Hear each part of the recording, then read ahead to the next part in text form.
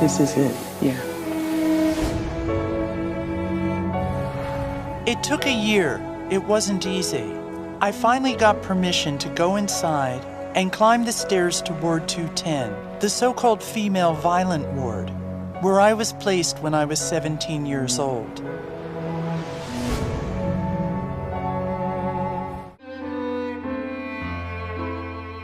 It was a park, and some of the people in there were different, but that's okay. And except for the few places you pass with bars where they may be yelling and screaming, it was a park. Kids played in there, kids walked through there, kids bicycled through there. It was as safe as could be. It was, first of all, immense. It was a huge, huge city. And here are these buildings which reached up to the sky in a town where you couldn't build above 4 stories, filled with patients. This was the final destination, and I didn't know if I'd ever get out. This was the Hilton Hotel of mental institutions at that time.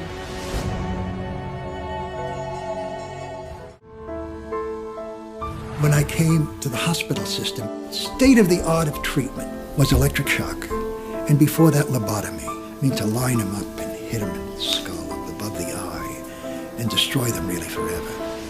They used to have these dance clubs, and they'd bring the patients down here, and they'd have music and that, and they'd have dances. Overall, this place was it.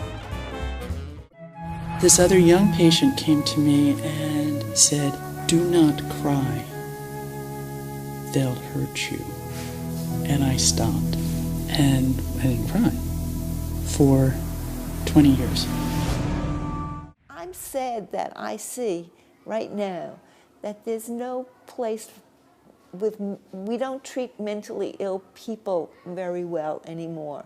And being in jail and being put in solitary and those kinds of things that we hear now, I mean, it's a terrible thing.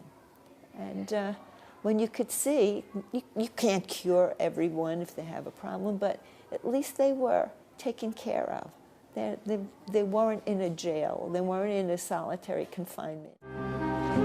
And it's certainly a shame that in this country, that's what we do with our mentally ill.